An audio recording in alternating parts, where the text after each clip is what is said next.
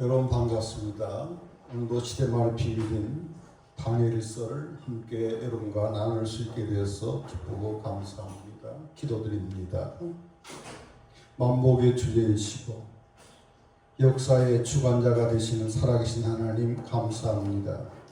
다니엘서를 통하여 감췄던 비밀을 밝히 보여주셨사오니 감사합니다.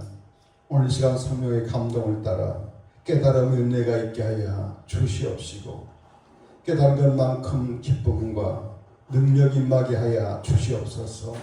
말씀을 증거하는 사자를 성령의 도구로만 사용하여 주시고 성삼의 하나님 영광 받아 주옵소서. 예수님 이름으로 기도합니다. 아멘. 오늘은 다니엘서 제11장 저 그리스도 예표의 인물에 대해서 집중적으로 한번 살펴보고자 합니다. 다니엘서 10장과 11장과 마지막 12장은 다니엘이 90 정도 된 늙음하게 하나님이 마지막 이상에 살아계실 때의 생전에 마지막 환상 계시로 준 히데겔 강가에서 본 환상을 함께 나누고 있습니다. 10장은 서론 부분으로 21일 동안 금식하며 나라 민족을 걱정하며 염려하며 하나님의 섭리를 깨닫고자 하는 다니엘에게 예수님이 환상으로 나타나서 마지막 때에 되어질 비밀 계시를 보여준 것인데 한마디로 주제가 큰 전쟁에 관한 것입니다. 특히 하나님의 백성 이스라엘 백성들에게 큰 환란이 올 것을 예언해 준 말씀이라 할 수 있습니다.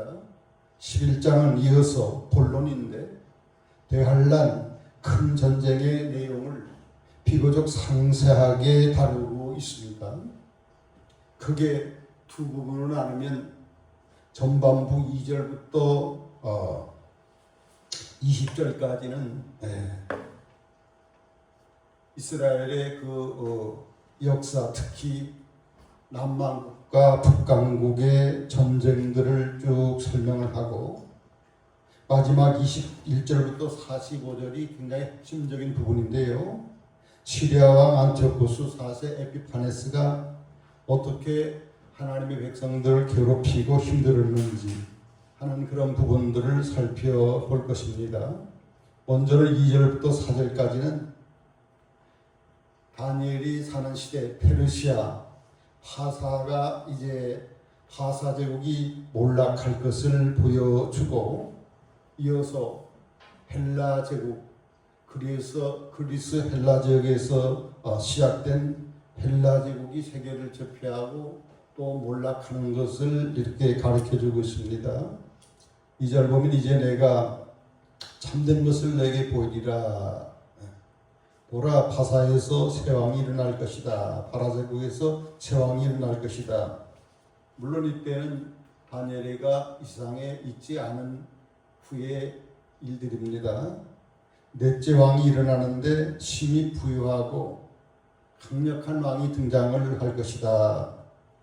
이 왕은 에스더서에 나오는 아수에로 왕입니다. 자기가 힘이 막강해지니까 어디를 치느냐면 헬라 유럽 지역을 칩니다. 헬라 왕국의 전쟁을 일으키는데 헬라에 장차 한 능력 있는 왕이 일어납니다. 우리가 누군지 알죠? 알렉산더 대왕이 일어나서 결국은 파사제국이 전쟁을 시작했지만 알렉산더 대왕에 의해서 파사제국 시대가 종말을 고합니다. 하지만 이 한능력 왕도 우리가 이미 8장 할 때 살펴본 것처럼 32살 약간의 나이에 열병에 의해서 갑자기 사망함으로 강대한 헬라 영토가 내 천나 사방으로 내 나라로 이렇게 나눠지게 되고 그에게는 자식들이 있었지만 다 살인당하고 부하 네 장군에 의해서 네 나라가 이렇게 쪼개집니다. 이것은 우리가 다니엘서 8장 공부할 때에 순양 파사제국, 순념소 헬라제국 함상할 때에 이미 살펴본 바입니다. 이제 5절부터 20절까지는 남방왕 애국과 이스라엘 중심으로 남쪽의 강대국은 애국 이집트가 있습니다. 북방왕 시리아 왕과의 끊임없는 전투를 그 전투를 이렇게 설명하는 부분인데 그 사이에 어느 나라가 껴있다.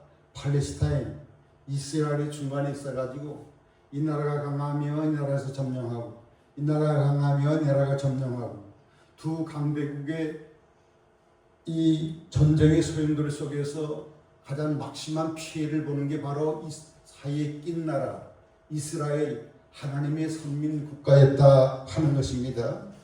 그래서 우리가 시간 관계상 이 역사는 이미 다 역사책에 다 기록된 것이기 때문에 간략하게만 설명을 드리고자 합니다. 자, 5절에 남방왕은 어디라고 그랬죠? 이스라엘의 남쪽 애굽 이집트 왕이 강력합니다. 그래서 이집트에 의해서 이스라엘도 지배를 당했지요. 그런데 북방왕이 또 있어요. 북방왕은 어디라고 그랬죠? 시리아 왕이 또 강력합니다. 하지만은 서로 화친하려고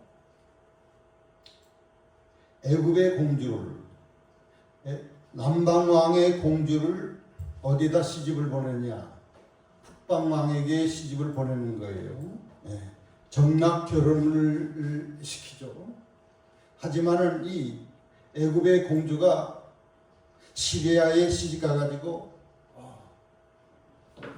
시리아의 왕에겐 본처가 있는데 본처의 권모술수로 인해서 쫓김을 당하고 결국은 이 공주가 살해당합니다. 물론 그의 남편인 시리아 왕도 본처에 의해서 독살을 당하고 본처가 자기 자식을 이렇게 왕으로 세워서 이렇게 섭정하게 되는 그런 역사가 있었습니다. 그러나 그 공주의 본족 속에서 난 자 중 한 사람, 남동생이 애굽의 왕이 되니까 누이의 그 억울한 원수를 갚기 위해서 어디를 칩니까? 북왕국을 시리아를 칩니다. 쳐서 결국은 이기게 되죠. 그래서 몇 해 동안은 북방왕 시리아를 치지를 아니했어요. 자, 북방왕이 또 수모천대를 당하니까 또 복수국이 벌어지는데 남왕국 애국을 이렇게 공격을 하게 됩니다. 그래서 이 전쟁에서 애국 군대가 이김으로 큰 무리를 사로잡고 또 전승하니까 마음이 높아져 교만하여 수만 명을 죽이는데 이때 중간에 있던 나라 이스라엘 하나님의 택한 백성들도 많이 이렇게 죽습니다.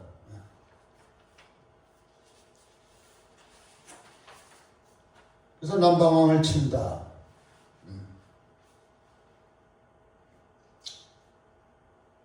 북방왕이 이제 또 남방왕을 치는데 어디를 이용하느냐? 네 백성 중에 다니엘 백성은 어디죠? 이스라엘 유다 백성 중에 포악한 자들을 이용을 해요. 이 자들은 뭐냐면 애굽파가 아니라 친 시리아 쪽 사람들이에요.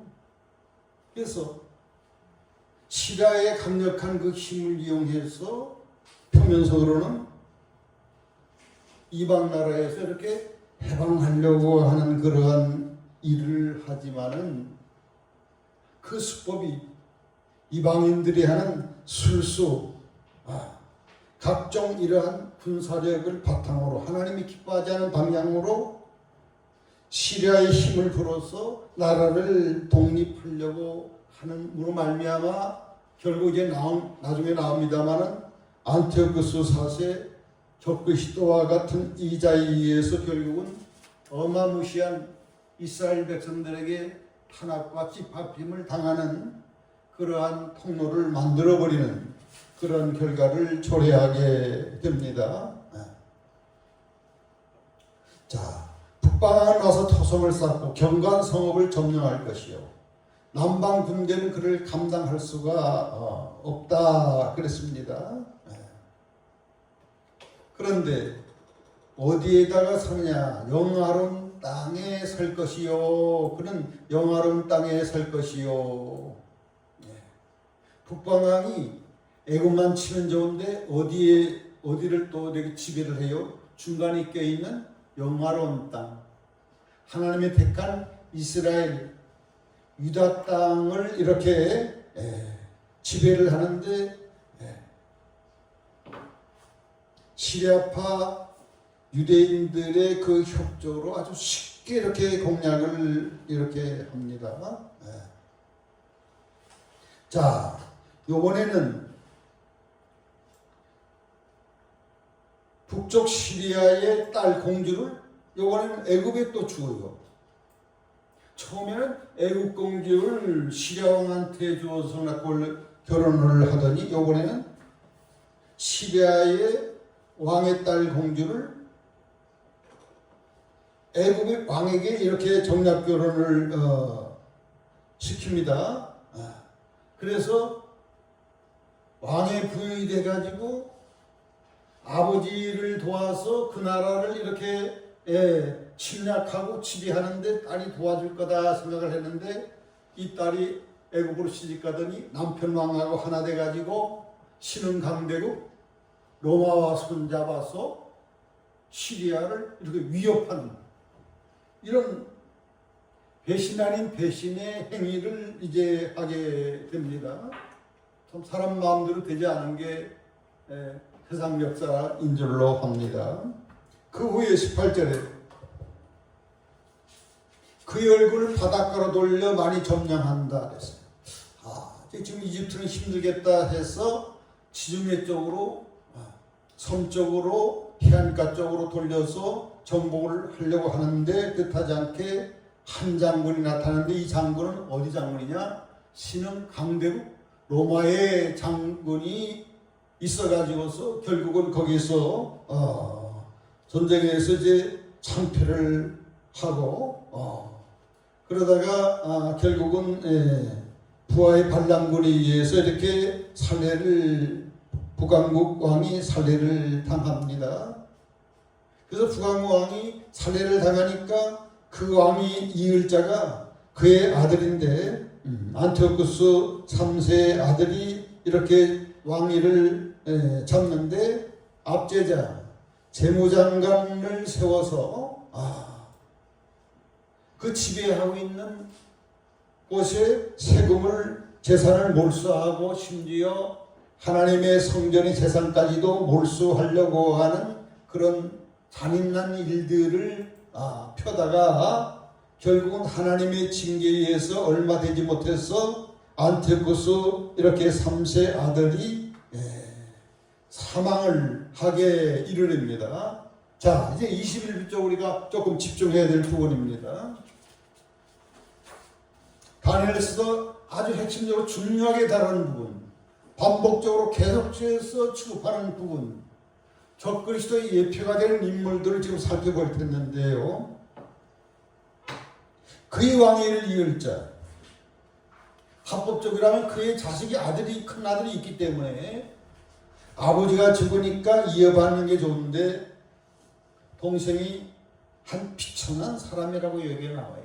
왕이 동생이 많은 사람들의 그 주장을 묵살하고 자기의 조카가 합당하게 왕이 돼야 되는데 겉모술수로 많은 사람을 포섭해가지고 결국은 왕이 되는데 성공을 합니다. 여기서 비천한 사람이라는 것은 신분이 비천한 것이 아니죠. 왕의 아들인데 왕의 동생인데 왜 비천하겠습니까?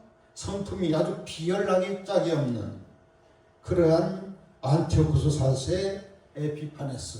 이 인물은 꼭 기억해야 될 그런 인물입니다. 안티오쿠스 4세 에피파네스. 이름은 에피파네스. 비열한 사람. 예. 이 사람은 이제 살펴볼 텐데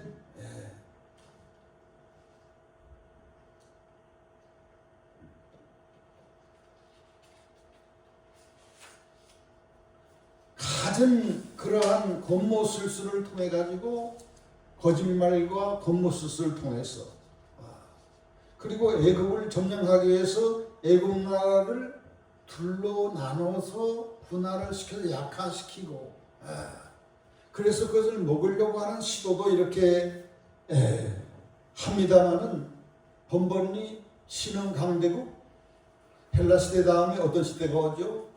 대로마 제국이 이렇게 부상하면서 그의 반대에 의해서 그 나라의 반대에서 뜻을 이루지 못합니다. 자, 28절 북방왕 안티오쿠스입니다. 시리아 안티오쿠스.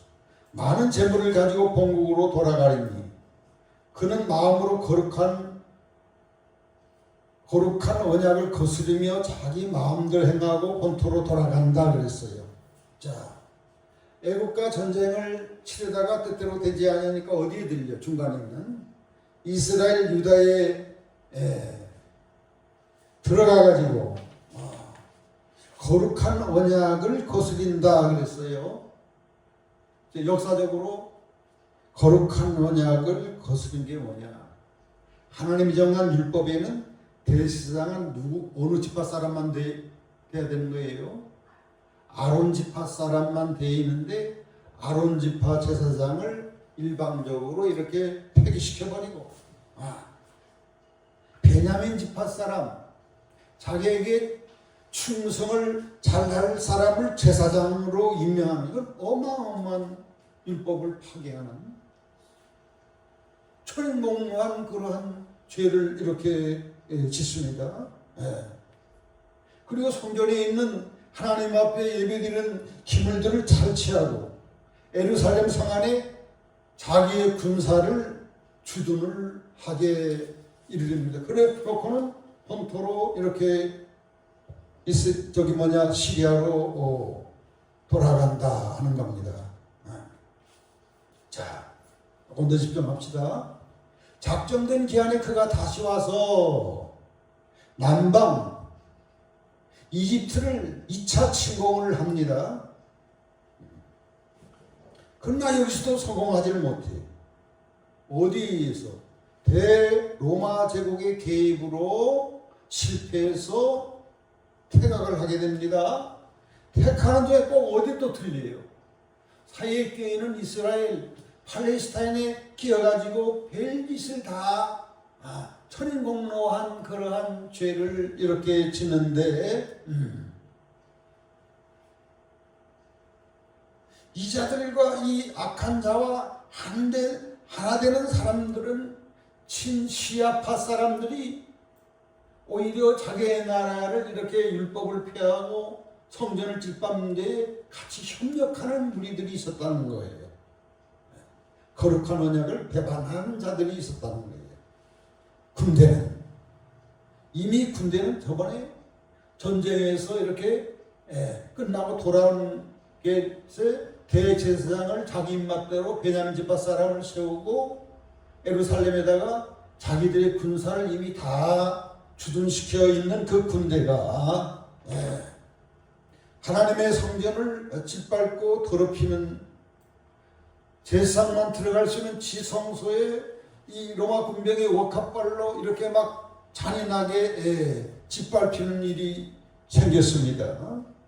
그리고 매일 드리는 제사 예배를 폐지하고 멸망하게 하는 가증한 것을 성전에다가 세웁니다. 헬라의 신 제우스 신을 하나님의 성소에다가 세워서 강제로 경배하게 하는 철공로의 큰 이 신성모독죄를 이렇게 범하는데, 나름대로 그들은 헬라 정책, 헬라와 이스라엘의 히브리 민족의 혼을 완전히 빼버리고, 그럼 율법을 폐지하고 예배를 폐지하고 성전을 짓밟아서 거기에다가 헬라의 주신 제우스 신상을 세워서 강제로 숭배하게 하고, 숭배하자는 자를 모조리 다 죽이는 이 일을 이렇게 하게 됩니다. 자, 여기서 중요한 부분입니다. 성소를 더럽히고 매일 드리는 제사를 폐하고 멸망에 가증하는 것을 세운다.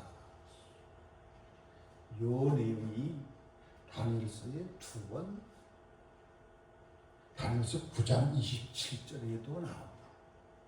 다니엘서 10장 12장 다음에 할 12장 11절에도 나옵니다. 중요한 사건이기 때문에. 그런데 이것은 누구에 의해서 저지러진 신성모독죄입니까? 시리아 왕 에피파네스에 의해서. 그런데 다니엘서 9장 우리 공부를 했지요. 이 시점은 시리아 헬라 시대가 아니에요. 로마 시대도 끝나고 세상 종말 예수님이 오셔서 심판하고 재림할 때에 이런 일이 있을 것을 다니엘서 9장 27절에 이야기하고, 다음에 다니엘서 12장 11절도 한번 찾아보십시오만은 여기도 똑같은 요 내용이 나오는데, 11장은 헬라 시대 시리아 왕 사건이 아니라 시기를 피약해가지고 역사의 끝, 이 세상의 끝, 예수님의 재림 때의 시대로 이렇게 옮겨가는 것이 볼 수 있어요. 그러니까 그리고 또 한 가지 중요한 건데요. 예수님께서 이 땅에 오실 때에 이 다니엘서를 인용했다. 어디다 인용했어요? 예수님의 재림장 마태복음. 이게 어려운 게 아니에요. 우리가 집중하고 이 몇 성경 기장을 연결하면 분명하게 딱 꿰뚫어버리는 해석을 우리가 할 수가 있습니다. 그러니까 우리가 조금 노력을 해야 돼. 노력 없이 우리가 얻어질 것은 아무것도 없어요. 자, 예수님이 직접 다니엘서 이 규제를 인용한 게 마태복음 24장 몇 절이라고요? 15절. 여러분 개인적으로 찾아보십시오. 뭐라고 다니엘이 말한 바 예수님 인용을 하는데, 다니엘이 말한 바, 그러니까 다니엘이 써 있는 거룩한 곳에 가증한 것이 서게 될 것이니라. 그때가 되면 대환란이 이렇게 일어나는 것 때문에 유대인들은 빨리 산으로 도망가라. 이 환란은 창세 이후에 없는 전무후무한 환란이 올 것이다. 이 환란이 끝나면 내가 그렇다고 이 땅에 재림하게 될 것이고, 그때 준비된 성도들은 휴거가 되고 공중에서 예수님을 영접하는 그런 일이 있게 될 것을 말씀을 했어요. 그러니까 자, 이 시점을 보세요. 지금 다니엘서 11장은 어느 때? 헬라 시대에 북방왕 시리아의 왕의 잔혹한 이 신성모독죄를 살펴보는데, 여기에 복합적인 이중계시가 딱 되어 있다는 거예요. BC 200여 년경에 1차적으로 이것이 이루어졌고, 역사적으로 이미 이루어졌어요. 그건 역사책에 다 기록돼 이미 다 이루어진 거예요. 다니엘이가 예언한 게 한 200년 후에 이루어진 거예요. 그리고 예수님이 초림 이 땅에 유대 베들레헴에 메시아가 오게 된 거예요. 그건 아까 말씀드렸죠. 다니엘서 9장 27절이나 다니엘서 12장 11절이나 예수님이 다니엘서를 인용한 것은 헬라 시대가 아니고 로마 시대도 아니고 어느 시대에? 예수님이 재림 직전에 예수님이 재림 직전에 다시 말로 이 지구의 종말이 바로 올 때에 그때 일어날 사건이라고 하는 겁니다. 그러므로 이 계시는 복합적인 계시다. 1차적으로 언제 이루어지고 시리아왕 헬라 시대 시리아왕 안티오쿠스에 의해서 이루어지고 다음에 2차적으로는 마지막으로는 예수님 재림 직전에 이와 같은 대환란이 있게 될 것이다 하는 것이 분명합니다. 자, 이해가 되셨지요? 이해가 안 되면 반복해서 유튜브를 이렇게 들어보시면 명쾌하게 해석이 되는데, 자, 여러분의 이해를 돕기 위하여 성경에 나오는 적그리스도 특징들을 몇 가지만 살펴보고자 합니다. 제가 이렇게 방법적으로 다니엘서 구약의 한 구절, 신약의 한 구절을 이렇게 뽑아서 이렇게 정리해 드렸습니다. 자, 이 적그리스도는 아까 비열난 사람, 비참한 사람이라고 했죠. 속임수, 거짓, 간사, 미혹, 이를 형용할 수가 없어요. 웬만한 사람은 다 미혹을 받아버립니다. 다음에 겉으로는 무엇인지 한다, 평화의 사자인 체 하지만은 결국은 평화 약속을 하고 일방적으로 파기하면서 그 나라를 침범해서 점령해버린 이런 수법으로 세계를 다 지배해 나가는 거예요. 다니엘서 11장 23절에 나오고 계시록에는 6장 2절에 나옵니다. 다음에 권세가 특출해요. 아무도 잡을 수가 없어요. 다니엘서 8장 24절에는 사람의 힘으로 정복하는 게 아니라 그랬어요. 계시록 13장 4절에는 누가 능력을 준다? 마귀의 힘에 의해서 하기 때문에 아무도 당할 자가 없어요. 이 자를 권세가 특출해서 세계를 삽시간에 지배를 합니다. 그리고 특징이 입이 있어. 큰 입이라고도 나오고 큰 말이라고 나와요. 그 사람 말을 들으면 다 미쳐서 넘어가는 미혹이 될 수밖에 없는 권세가 입에서 나온다고 그랬어요. 그리고 그 입 가지고 하나님을 모독하고 하나님을 대적하는 그 입이 된다고 이렇게 다니엘서나 계시록에서나. 다음에 스스로 높여서 하나님을 모독하고 하나님을 대적한다. 다음에 성도를 괴롭힌다. 심지어 이제 다음 장 12장에서 보면 한때 두때 반때 동안 3년 반 동안 성도들의 권세를 완전히 다 깨부셔본다는 거예요. 무시무시한 이 교회의 대환란이 성도들에게 오는 큰 시험이 이렇게 다가옵니다. 네. 그리고 이 적그리스도는 계시록 13장에 짐승이라고도 나오면서 세계를 지배하고 다스리는 정치가 왕으로 나옵니다. 앞으로 이러한 악한 왕, 악한 지도자, 정치인이 등장하면 유심히 지켜볼 필요가 있고, 이제 대환란이 시작이 되고 이제 예수님이 재림하면서 이 지구는 그대로 종말이 온다는 것을 우리가 지식을 가질 수가 있습니다. 그리고 반드시 전쟁을 어디에서 벌인다? 어디에서 벌인다? 영화로운 땅, 오늘 본문에 영화로운 땅. 하나님이 택한 이스라엘 팔레스타인에서 꼭 전쟁을 벌이고 이스라엘을 점령을 해요. 그래서 앞으로 이스라엘을 지켜보십시오. 이스라엘을 점령하는 그 악한 왕이면 적그리스도로 이렇게 봉인되고, 이제 그때는 우리가 정말 최대한 긴장해가지고 휴고를 되기 위하여 우리가 다 준비를 하지 않으면 아무도 살아남을 수가 없어요. 그러나 오랫동안 번영하지 않고 한때, 두때, 반때, 3년 반, 길어야 7년 대환란입니다. 그때를 잘 넘겨야 되는 거예요. 그래서 마지막은 하나님 그리스도에 의해서 멸망을 당합니다. 시리아 왕도 이제 갑자기 이렇게 죽게 되죠. 조금 이따 볼 것입니다.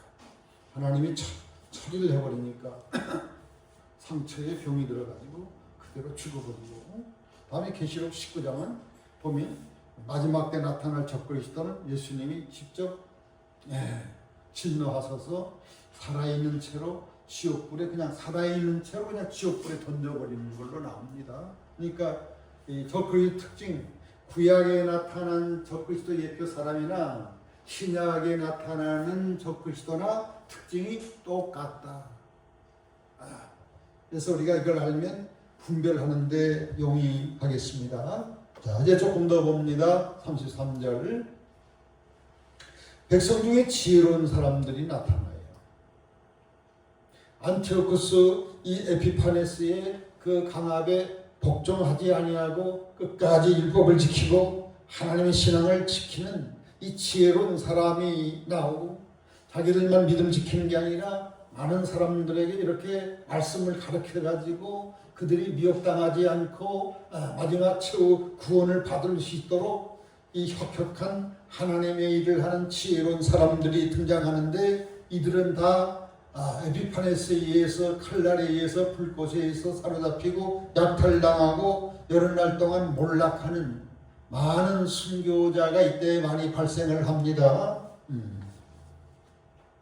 그들이 몰락할 때에 앞에 나오는 지혜로운 하나님의 선지자들 그룹들이 몰락할 때에 도움을 조금 얻을 것이나 많은 사람이 속임수로 그들과 결합할 것이요, 그들 중 지혜로운 자 몇 사람이 몰락하여 무리 중에서 연단을 받아 정결하게 되고 희게 되고 마지막까지 이르고 된다고 그랬어요. 그래서 이 하나님께서 7년 대환란을 주신 목적은 크게 두 가지.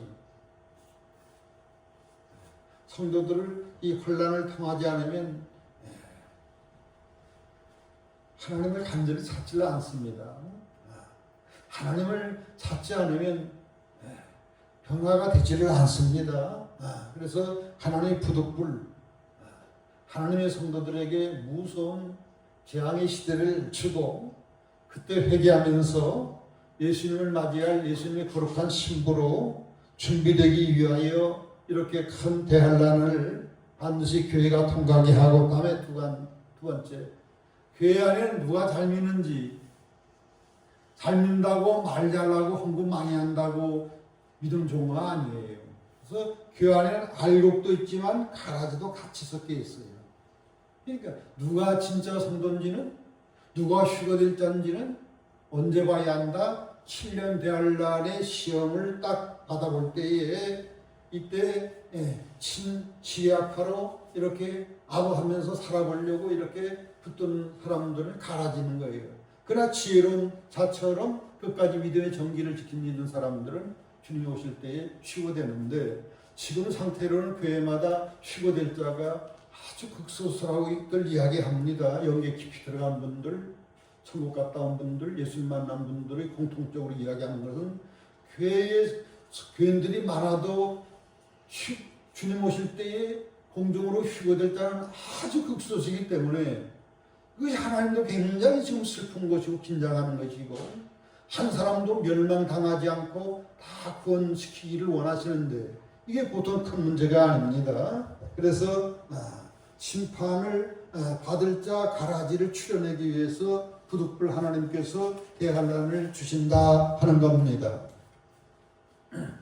자, 30절 그 왕, 앞에 나오는 적그리스도의 모형인 안티오쿠스 4세 에피파네스, 이 왕은 자기 마음대로 행하여 스스로 자기를 높여서 모든 신보다도 자기를 더 크다 하고 화폐를 발행하는데 동전에 자기 초상화를 거기다가 새겨놓으면서 자기가 신이다, 데우스다, 자기가 하나님이다, 자기가 하나님이다 하면서 성전에 신상을 세워놓는다는 게 사도 바울 서신에 어디에도 나오죠. 데살로니가 후서 2장, 이것도 중요한 것입니다. 그러니까 우리는 몇 군데만 이렇게 파악하고 있으면은 쭉 해가지고 명쾌하게 우리가 깨달음을 가질 수가 있어요. 조금만 우리가 신경 쓰면 되는 거예요. 비상한 말, 아까 특징이 뭐죠? 입이라고 그랬어요. 비상한 말로 신들의 신을 대적하고 하나님을 대적하고 이런 일을 합니다. 37절 스스로 크다 하고 38절 강한 신 헬라의 주신 제우스를 공경하도록 하고 그 신에게 금은보석 보물을 드려 제사하도록 이렇게 하는 일을 한다는 겁니다. 39절 그는 이방신을 힘입어 크게 경관 찬선들 점령할 것이고 무릇 그를 안다 하는 자에게 영광을 더해 줄 것이고 그를 안다 하는 사람 신시리아파 사람들 하나님의 백성 중에도 아부해가지고 자기 살아보려고 하나님을 선택하지 아니하고 죽을지 모르니까 시리아 왕을 선택해가지고 아부를 떠는 이 사람들에게는 땅도 나눠주고 뇌물도 주고 이런 일이 일어나게 된다는 겁니다.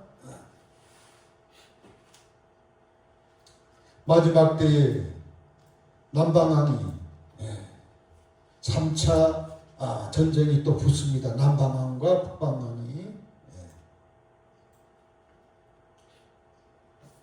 자, 자기들 나라끼리만 전쟁하면 좋은데 또 어디에 들어가? 41절 어느 땅에 들어가? 영화로운 땅 이스라엘 땅이 꼭 중간에 들어가가지고 짓밟고 엄청난 파괴 일을 하게 됩니다. 황폐를 시켜버려요. 계시록 11장 2절에는 거룩한 성 예루살렘이 이방인에게 42달 동안 짓밟히리라. 바로 그때예요. 다 그때예요. 7년 대환란기가 예수 재림식 전에. 그렇지만 아부하고 빨리 순응하는 에돔 나라, 모압 나라, 암몬 나라 이런 사람들은 그냥 다 죽는 거예요.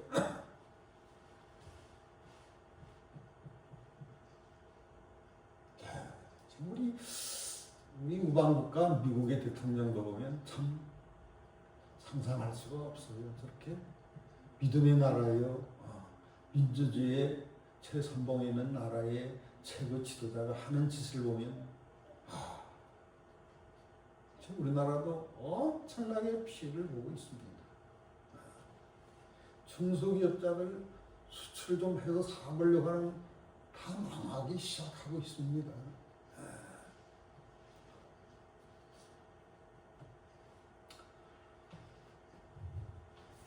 그가 권세, 무슨 권세죠? 이거는 마귀가 준 권세이기 때문에 쉽사리 이길 수가 없어요.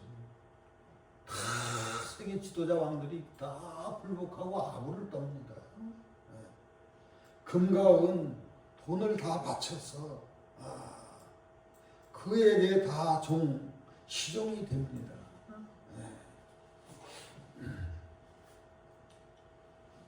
그러나 44절 끝절에 왔습니다. 그러나 동북 쪽에서부터 아주 나쁜 소문이 들립니다. 동북 방향은 어디죠? 애굽 남쪽 방향이 아니에요. 동북 방향은 어디죠? 북쪽이 시리아니까 북동쪽이면 이란 가기 전 그쪽 지역입니다. 시리아 이쪽 북쪽 그쪽 지역에서 아주 나쁜 소문이 들리는데 여긴 자세히 안 나지만 역사책에서는 거기서 반역하는 왕에게 반란을 일으키는 일이 일어납니다. 이때부터 이 막강한 시리아 왕이 권세가 점점 약화되고 장막궁전 전쟁할 때 곳곳에 텐트 쳐가지고 이렇게 왕이 장막궁전이 어디 있었느냐 위치를 보면 바다와 영화롭고 거룩한 산. 일단 영화자 부르면 다 이스라엘이에요. 영화롭고 거룩한 산 하면 어느 산? 예루살렘에는 시온 산이에요. 그러니까 이 막강한 이 권력자가 예루살렘에 들어가지 못하고 시온산과 바닷가 사이에 텐트 궁전을 세웠다고 하는 것은 이미 이스라엘도 유다 마카비 형제에 의해서 독립운동이 일어났는데 시리아 군대들을 막 격파하면서 예루살렘에서 다 몰아내는데 성공을 하니까 지금 때는 바야흐로 이제 서양이 길어지는 안티오쿠스 4세의 그런 모습을 봅니다. 그가 정말이 이릅니다. 안티오쿠스 4세가 죽습니다. 이때 도와줄 자가 아무도 없어. 하나님이 직접 징계해가지고 창자가 썩어서 이렇게 형벌로 죽게 합니다. 그런 하나님을 모독한 신성모독한 하나님 그냥 놔두시겠어요? 비참한 최후를 맞이합니다. 그래서 결론적으로 오늘 다니엘서 11장을 통하여 세 가지만 생각하고자 합니다. 우리가 이 적그리스도에 대해서 적그리스도의 예표 인물에 대한 시리아 왕에 대해서 우리가 구체적으로 살펴봤어요. 명확하게 깨달을 수 있기를 바랍니다. 혹자들은 이걸 별로 중요하게 여기질 않아요. 근데 여러분 다니엘서를 계속 공부를 해보니까 반복적으로 나오잖아요. 다니엘서 7장에 또 작은 뿔로 나오잖아요. 그리고 다니엘서 8장도 순영소에서 작은 뿔 나라가 나오잖아요. 다음에 다니엘서 9장도 한 왕이 마지막 제사를 폐하고 이런 왕이 등장하잖아요.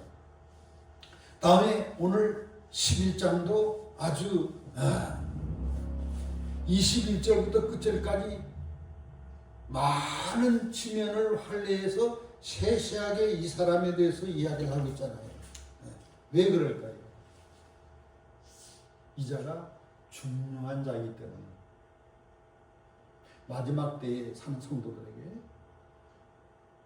예수님 재림 직전에 등장할 아주 핵심적인 사건이기 때문에 이렇게 다니엘서는 여러 번 많은 분량을 쓰고 반복 자세히 집중적으로 핵심적으로 다루고 있습니다.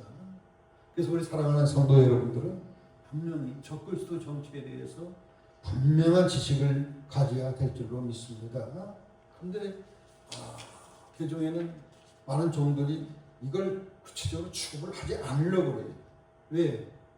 7년 대환란, 다음에 이 적그리스도 이런 문제가 주장과 논쟁이 많기 때문에 혼란에 빠지고 싶지 않아서 기피하는 경우가 있어요. 그리고 성경을 액면 그대로 우리가 믿고 따라야 되는데 대부분 성도들이 성경은 성경이고 우리 현실은 현실이고 하면서